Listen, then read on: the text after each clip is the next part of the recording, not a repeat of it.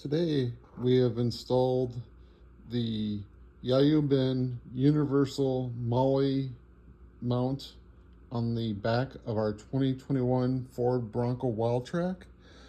As you can see, it comes with 5 supplied bags. I've gone ahead and mounted 4 of the bags on here.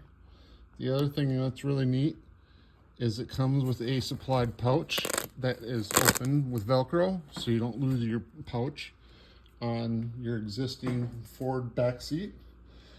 We'll go ahead and we'll open up to the front of the vehicle, or front of the seat actually, and it comes with 2 mounts. As you can see, it's adjustable for your seat, for the headrest.